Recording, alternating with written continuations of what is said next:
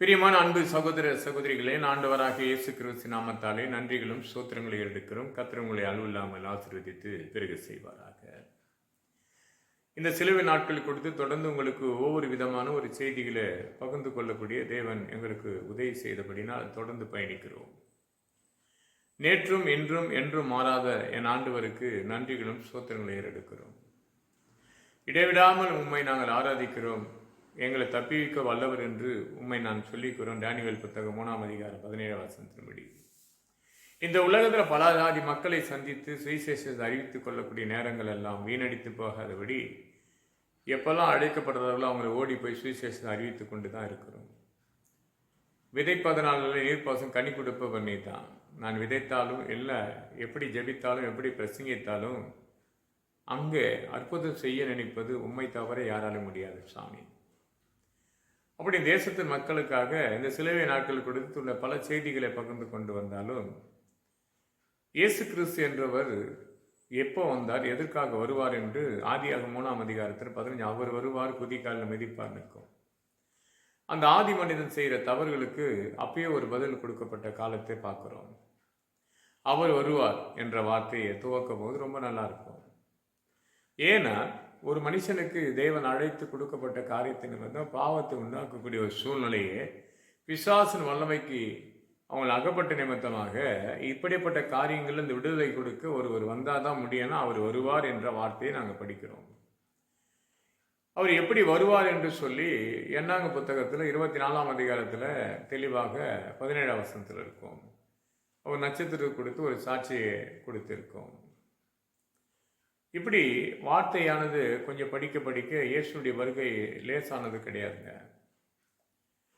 அப்போ வருகை கொடுத்து சொல்லிக்கொண்டே வரப்படுது. மிக 5 அதிகாரம் 2 வசனம் படிக்கும்போது அவர் எந்த ஊரில் பிறக்க போறார் என்று சொன்னார்கள். அவர் எப்படி பிறக்க போறார், கன்னி வயிற்றில் பிறக்க போகிறார் என்று ஏசாயா 7 அதிகாரம் 14 வசனம் சொல்லப்படுகிறது.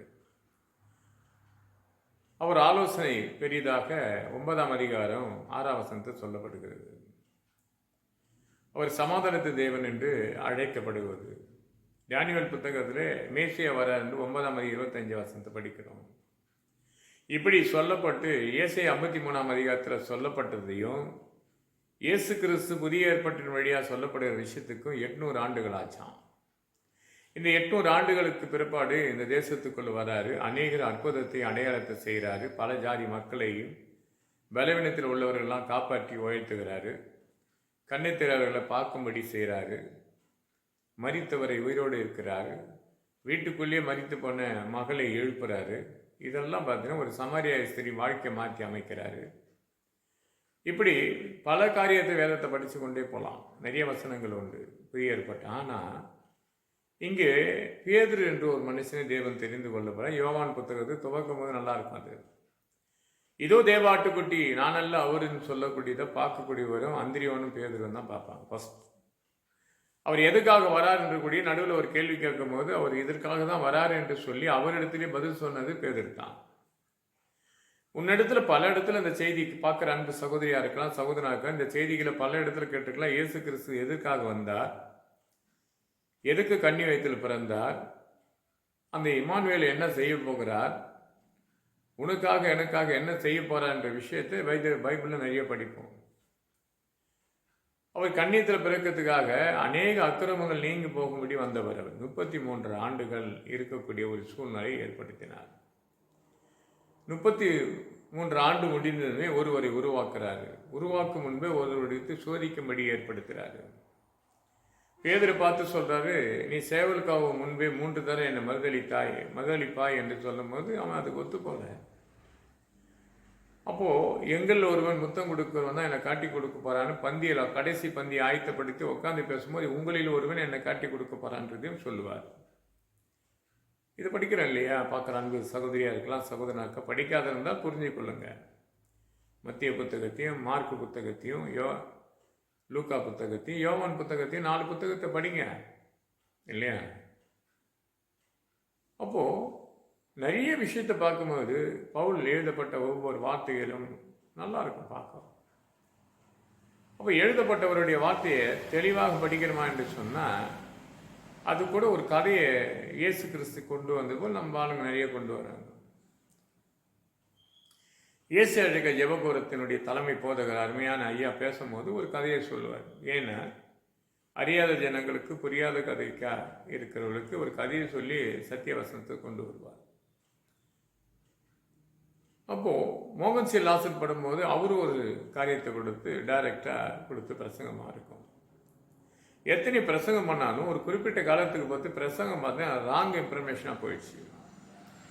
ஜனங்களுக்கு சுவிசேஷம் அறிவிக்கக்கூடிய பிரசங்கமா இருக்குதான்னு கேட்டா இல்லைங்க. ஏதோ கடமைக்கு ஒரு பிரசங்கமோ அதை கேட்கக்கூடிய ஒரு கூட்டம் இருந்து கொண்டே இருக்கிறது. இயேசு கிறிஸ்து உங்களை பார்த்து சொல்றாரு, சேவல் கூவும் முன்பே 3 தரம் என்னை உங்களை பார்த்து சொல்றாரு, நீ என்னை மறுதளிப்பார் என்று சொன்னால் என்ன சொல்வீங்க? நான் பண்ண மாட்டாண்டவரை, நீ இப்படிப்பட்ட பாடுகளை என்னை விடுவித்திருக்கிறேன், இப்படிப்பட்ட பிரச்சனை என்னை விடுவித்திருக்கிறேன்னு சொல்றது வழக்கம் தானே. அதுதான் பேதுருன்னு சொல்றாரு.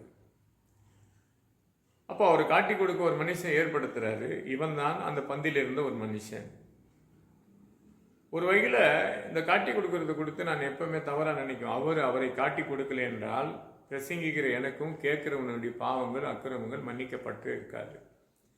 அவர் காட்டி கொடுக்கப்பட்டால் தான் அவர் சிறைசாலை கொண்டு போக முடியும். அவரை சிலைவில் அறிய முடியும். 39 அடிகளே 39 விதமான பாவ கட்டுகளிலிருந்து ஒடிக்கத்தக்க கர்த்தர் இந்த உலகத்துக்காக மரித்து 3ஆம் நாள் ஒழித்தென்றால் சாட்சியை பகிர்ந்து கொள்ளும். பார்க்குற அன்பு சகோதர சகோதரிகளே, பேதுரு போல கேட்குற கேள்விக்கு சரியான பதில் கொடுக்குமாறு நீங்கள் மறுதளித்து போறீங்க. பல இடங்களும் மறுதளிக்க இயேசு கிறிஸ்து விட்டு நமக்கு நன்மை செய்ய முடியல என்று சொன்னால் எப்படி இருக்கும் சொல்லுங்க. இப்போ என்ன நேரம் தெரியுங்களா? சரியாக அதிகாலையில் 5 மணி. இங்கே நான் ஒரு 12:10 வரை மணிக்கு வந்தேன். சில நேரத்தில் செய்தி எடுக்கப்படும் போது மின்சார தடை, சில நேரத்தில் பிரசங்கிக்கப்படும் போது எங்கள் செல்ல பிராணி இருக்கு இல்லையா, அது என்ன பண்ணுறது, கத்த ஆரம்பிக்குது. இப்படிப்பட்ட சூழ்நிலையை பார்த்து கொண்டே இருக்கிறோம். எப்படிப்பட்ட காரியமாக இருந்தாலும் கர்த்தர் கூட இருந்து அற்புதத்தை செய்கிற தேவன் தான். சொன்னபடி 3 தரம் சேவலுக்குன்னே அவன் மறுதளித்தான் என்றதை சாட்சியாக பகிர்ந்து கொள்ளும் போது அவன் அழுதான் என்று சொல்லி பார்க்கிறோம். வேதத்தில் ரொம்ப நல்லா இருக்குங்க. ஏன்னா அவன் துக்கப்பட்டு அழுகுறான் இல்லையா, மறுதளித்து உண்மை தானே, அப்போ அழுவது உண்மை தானே. அப்போ மத்திய புத்தகத்தை 27ஆம் அதிகாரத்தை படிச்சா மறுதளித்த வர காது வரைக்கும் கரை வரைக்கும் நிறைய பார்ப்போம். 26ஆம் அதிகாரத்துலேருந்து ஸ்டார்ட் ஆகிடாது. அப்போது அநேக காரியத்தை கொடுத்து காட்டி கொடுக்கறத பற்றி ஒரு ஸ்டேட்மெண்ட் போயின்னு இருக்கோம். ஐயோ நம்ம என்ன பண்ணோம், 30 வெள்ளிக்காசுக்கு சொல்லி காட்டி கொடுக்கப்பட்டவன் எனக்கு என்ன ஆச்சு, நீ சொன்னதுக்கு நான் வேண்டிய காசு கொடுத்து அந்த காசு வெறித்து விட்டு நாட்டுக்கொண்டு மறித்தான் என்று படிக்கிறோம். இன்னைக்கு எத்தனை பேர் காட்டி கொடுப்பதை போல இருக்கும். இயேசு கிறிஸ்துவ, இயேசு உனக்காக எனக்காக மறித்தான், உலகத்துக்காக மறித்தார் என்று எல்லாருக்கும் எல்லாம் தெரியும். முழுமையான இடத்து கடந்து போகக்கூடிய எத்தனை பிரச்சனையை பார்த்தா பேதுரை போல மறுதளிக்கிறோம், இல்லை யூதாசை போல காட்டி கொடுக்கிறோம். எத்தனை நீ காட்டி கொடுத்து மற்றவங்களுக்காக ஏதோ உதவி செய்யறேன்ட்டு காட்டி கொடுக்க அந்த குடும்பத்தை ஆசீர்வதிப்பதை தவிர அது துக்கப்படுத்த விட மாட்டாரு. எத்தனை வாட்டி மறுதளித்து நாட்டுக்கொண்டு அநேக காலத்தை கலைஞ நின்னாலும் சரி, நீ கலைஞ அழுத என்று சொன்னால் கர்த்தர் கூப்பிட்டு உன்னை அணைத்துக் கொள்ளுவார். பார்க்குற அன்பு சகோதர சகோதரிகளை, இயேசு கிறிஸ்து மரணத்துக்கு ஏதாக அர்ப்பணித்த பிற்பாடு சகோதரி ஓடுறாங்க இல்லையா? மத்திய 27ஆம் அதிகாரம் 63 போது அந்த எத்தன் உயிரோடு இருக்கும்போது நான் மரித்து 3 நாள் ஒழித்தேன் என்னிடத்துல சொன்னான் என்று பர்மிஷன் வாங்கினான் பார்க்கறதுக்காக. வேற ஒருவன் கவலை செய்து கண்டு போவான் என்று சொல்லி. எதுக்கு அந்த வார்த்தை வந்தது? ஓடுறாங்க. ஓடும் போது அங்கே தேவதூதன் சொல்ற அவர் சொன்னபடி உயிர்த்தெழுந்தார். இது மரித்த பிற்பாடு ஓடுறாங்க. சொன்னபடி உயிர்த்தெழுந்தான்றது 3ஆம் நாள். ஆனால் 2ஆம் நாள் என்ன பண்ணாங்க அப்படின்னு உங்களை பார்த்து கேட்டால் என்ன சொல்லுவீங்க? பார்க்குற அன்பு சகோதரனாக இருக்கும், சகோதரியாக இருக்கலாம். 2ஆம் நாள் அவர் என்ன பண்ணாருன்னு கேட்டு பாருங்க. நிறைய பேருக்கு தெரியாது. இனிமேல் யாராவது உங்களை கேட்டால் கொலோசியர் 2ஆம் அதிகாரத்தை படிக்க சொல்லுங்க. அவர் என்ன பண்ணாரு, என்ன செய்தாரு, எதை முறியடித்தாரு என்று சொல்லி நான் படிக்கிறேன் கேளுங்க. நிறைய வசனத்தை கொண்டு போல நான் இங்கே கொலோசியர் 2ஆம் அதிகாரத்தை மட்டும் படிக்கிறேன் பாருங்க. ரொம்ப நல்லா இருக்கும். 14ஆம் வசனத்துல, ஆனால் 13, 14, 15 படிக்கிறேன். உங்களுடைய பாவங்களிலும் உங்களுடைய மாமிச விருத்ததசம் இல்லாமையும் மரித்தோர் இருந்து உங்களை அவரோடு கூட உயிர்த்தித்து அக்கிரமங்கள் எல்லாவற்றையும் உங்களுக்குள் மன்னித்து தமக்கு எதிராக கட்டளையிட்ட நமக்கு விரோதமாக இருந்த கையெழுத்துகளும் குலைத்து அதை நடுவில் இராதபடி எடுத்து சிலுவையின் மேல் ஆணி அடித்தார். இது 14. 15 படிக்கிற ரொம்ப நல்லா இருக்கு. துரைத்தனத்தின் அதிகாரங்களையும் உரித்து கொண்டு வெளியரங்கமான கோலமாகிய அவைகள் மேல் சிலுவிலே வெற்றி சிறந்தார். நல்லா பாருங்க, மறுபடி படிக்கிற 15. துரைத்தனத்தின் அதிகாரங்களை எல்லாம் உரித்து கொண்டு, துரைத்தன அதிகாரம் யாருக்கிட்ட இருந்ததுங்க?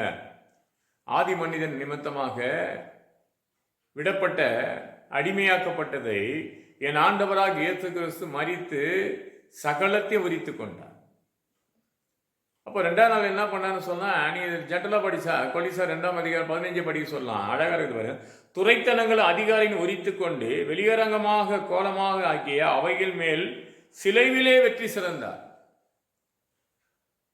இல்லையா? நம்முடைய எல்லாம் அவனுடைய இருந்தது. நம்முடைய கண்ட்ரோல் அதிகாரமா நல்ல ஒரு வஸ்திரத்தை போட்டு அவனை ராஜ்யத்தையே ஆளு கொண்டிருந்தவனை எல்லாத்தையும் உரித்து கொண்டார் என் ஆண்டவராக இயேசு கிறிஸ்து. எல்லாத்தையும் உரிந்து கொண்டு தான் மறுநாள் அவர் வெளிப்படுகிற விஷயம்தான் 3 நாள் விழித்தேர்ந்த செய்திகளை 28ஆம் வசனத்தில் படிக்கிறோம். மத்திய 28ஆம் அதிகாரத்தை படிச்சு பாருங்களேன். அவரை நல்லா இருக்கும், பைபிள் ரொம்ப தெளிவா இருக்கும். அவரை மறுதலித்து எழுந்தார் என்று சொன்னதுமே, மரித்து 3 நாள் விழித்ததுமே அவருக்கு ஒரு விரோதமான ஒரு சாட்சிகள் இன்னைக்கு வரைக்கும் இருக்குது அந்த காரியம்.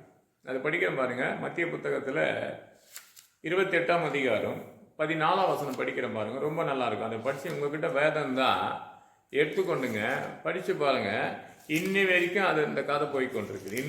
இந்த வினாடி வரைக்கும் இந்த செய்தி உங்களிடத்துல வரப்போது வரைக்கும் அந்த காரியம் நேர்த்தி கொண்டிருக்கு. ஏன்னா கடலிடத்தில் செய்யப்படும் போது இங்கே மறுதளித்த பேதரை கொடுத்து ஆதியாகமத்தை மத்திய புத்தகத்தில் 26ஆம் அதிகாரம் 75ஆம் வசனம் அவன் அழுதான் என்று சொல்லி பார்க்கணும். இங்கே 28ஆம் அதிகாரம் 14ஆம் வசனம் படிக்கும் போது ஒரு விஷயத்தை இங்கே சொல்லிக் கொடுப்பார். நான் படிக்கிறேன் பாருங்க.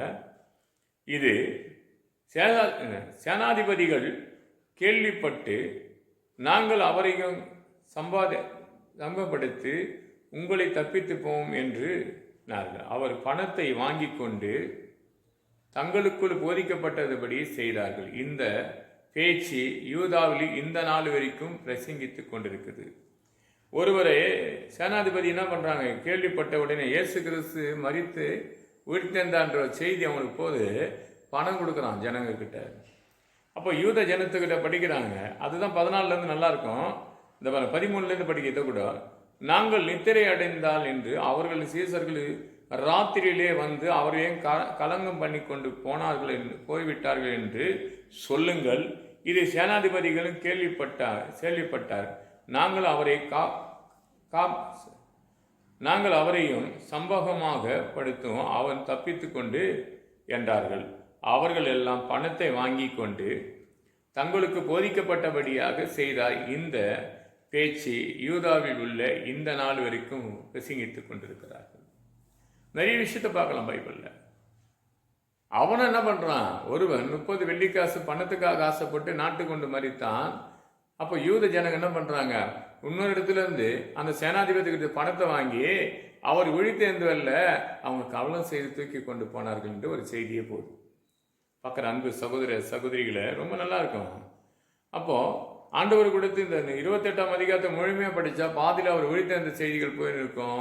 ஆனால் முன்னாடி ஒரு செய்திகள் வந்து பாருங்க, அவர் ஆரம்ப ஸ்டேஜில் விழித்தேர்ந்து சகோதரிக்கு தான் போய் சொல்கிறாங்க. ஜென்ஸ் ஒரு வாலிபம் போய் சொல்லுங்க, அவரை தேடி போன சகோதரி சொல்றாங்க, அவர் இங்கே இல்லை சொன்னபடி விழித்தேர்ந்த அந்த செய்திகளை படிக்கப்படும் போது தான் 6ஆம் வசனம், அவர் இங்கே இல்லை தான் சொன்னபடி விழித்தேர்ந்தார் என்று கர்த்தர் வைத்த இடத்தை வந்து பார்த்தார்கள்.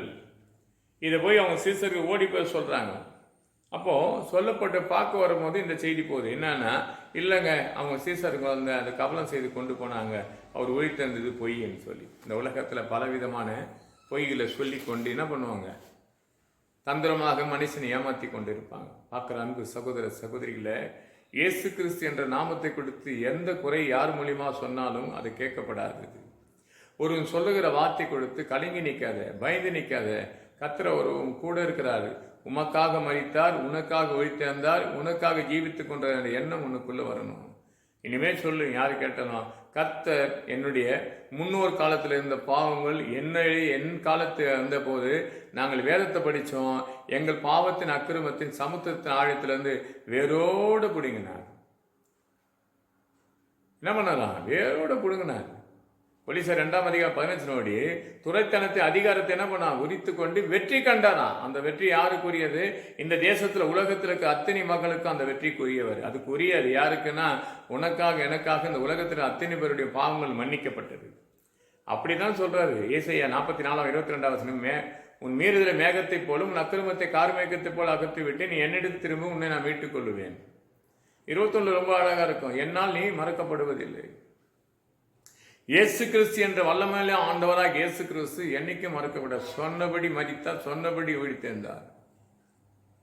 2ஆம் நாள் என்னன்னு கேட்ட பல கேள்விக்கு அதான் வெள்ளிக்கிழமை கூட்டம், அது கூட ஞாயிற்றுக்கிழமை தான் கூட்டம்னு சொன்னா, சனிக்கிழமை என்னாச்சு? துரைத்தனத்தையும் அதிகாரத்தை பொறித்து கொண்டு வெற்றியை காணக்கூடிய ஒரு சத்தத்தை உண்டாக்கி இந்த உலகத்துக்கு வெளிப்படுத்தினார். வேதத்தில் இருக்குதுங்க. நான் கடந்த ஒரு 8 ஆண்டுகளுக்கு முன்பு ஒரு செய்தியை பகிர்ந்து கொள்ளும்போது மறுபடியும் எடுக்கிறேன்னு நினைக்கிறேன். அந்த செய்தியை அது ஒரு திருவள்ளூர் மாவட்டத்தில் கடந்து போகும்போது இந்த சபையில் ஒரு சிலர்லாம் அழைப்பாங்க. இப்போ கூட இந்த செய்தி கேட்குறோம், கரெக்டாக ஞாபகம் வச்சுருவாங்க.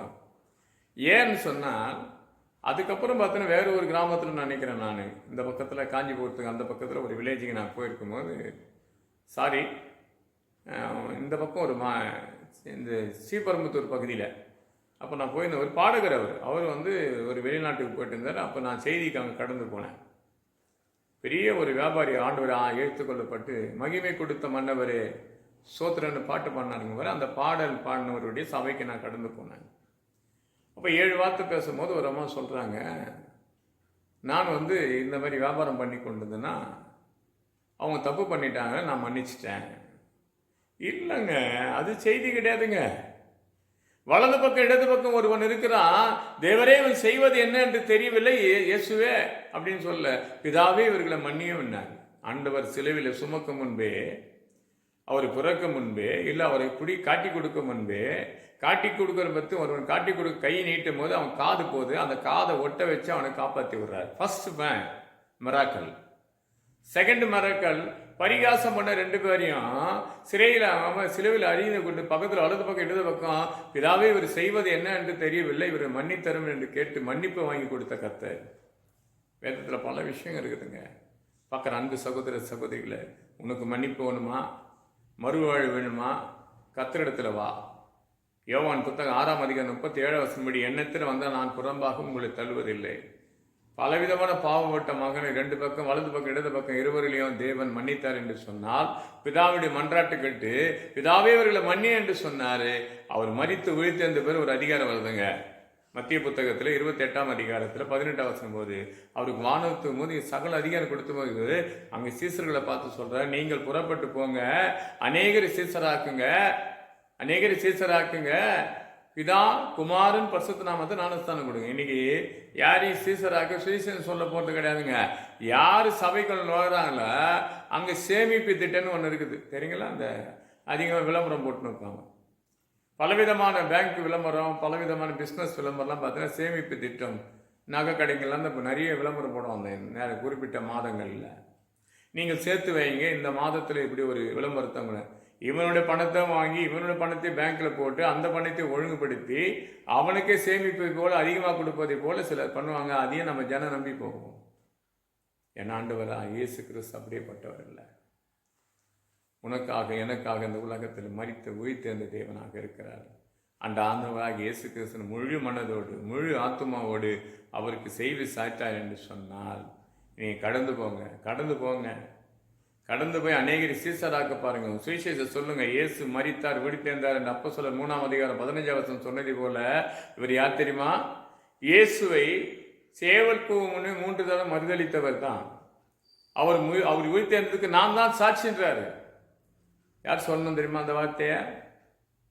உடனாங்க பாரு, அந்த எர்தன் உயிரோடு இருக்கப்படும் போது மத்திய புத்தகத்தில் அழகாக 27ஆம் அதிகாரம் 63ஆம் வசனம், அந்த எர்தன் உயிரோடு சொன்னாரு, நான் மரித்து 3 நாள் விழித்தெழுந்துவேன் என்று. அவங்க தான் அந்த சாட்சி. ஆனால் சொல்றது தெரியுமா? பேதுரு. யார் தெரியுமா? அவர் 3 தடவை மறுதளித்தவர். நீ சாட்சி சொல்ல போறியா? தேவன் உனக்கு நன்மையானது செய்தால் பல கிராமத்தின் மத்தியில் போய் நின்று இயேசு கிறிஸ்து இன்னைக்கு ஜீவித்துக் கொண்டிருக்கிறார். நீ பாவத்திலிருந்து, உன்னுடைய பிரச்சனையிலிருந்து, உபத்திலிருந்து மீட்டெடுக்கப்பட்டால் உன் மீறுதலை மேகத்தை போலும் அக்கிரமத்தை கார்மேகத்தை போல அகற்றிவிட வல்லவராக இருக்கிறாரு. நீ திரும்பி வா, இயேசு உன்னை மீட்டுக் கொள்வார்னு சொல்லி பாருங்க. இந்த பிரசங்கத்தை சொல்லி பாருங்க. வருத்தப்பட்ட பாரசுமர்கள் நீங்கள் எல்லாரும் என்னிடத்துல வாங்கினா எத்தனை கூட்டம் தான் அத்தனை பேரும் வாங்கன்னு. அப்போ சொல்ல 2ஆம் அதிகாரமா 2000க்கு மேலானவர்கள் கேட்டு பெற்றுக்கொண்டு என்ன பண்ணாங்க? இயேசு என்ற நாமத்தில் ஞானஸ்தானம் எடுத்துக்கொள்ளப்பட்டாங்க. நீங்களும் புறப்பட்டு போய் அநேகரை சீசராக்கக்கூடிய சூழ்நிலை ஏற்படுத்துங்க. பிதா குமாரன் பரிசுத்த நாமத்தை ஞானஸ்தானம் எடுக்கக்கூடிய உதவி செய்யுங்க. மற்றவங்களுக்கு செய்கிற உதவிக்கு முன்னால் எழுந்து போக முடியல, நான் எழுந்து நடக்க முடியல, மற்றவங்க செய்கிற ஊழியத்துக்கு உங்கள் சபையை சார்ந்திருக்கிற விஷயமா இருந்தால் கடந்து போய் உதவி செய்து பாருங்க. எதையுமே செய்வேன் என்று சொல்லி அதை மறுதளித்தால் பேதுரை போல தான் ஆயிடுவீங்க. என்னை நீ மறுதளித்தால் எத்தனை பேர் நீ வேண்டிக் கொள்வாங்க, ஆனால் வேண்டிக் கொண்ட பேர் நடந்து கொள்ள மாட்டாங்க. அது பேதுரை போல் மறுதளிக்கிறேன் என்று அர்த்தமாகும். எதை கொடுத்து கவலைப்படுதில்லை. இந்த வசனம் என் இதயத்துக்குள் இருக்கிற மட்டும் நன்மையும் கிருபையும் தொடரும் என்ற விசுவாசம் எனக்கு உண்டு, உனக்கு உண்டு என்றால் இயேசுக்கு முழுமையாக அர்ப்பணித்துக் கொடுது.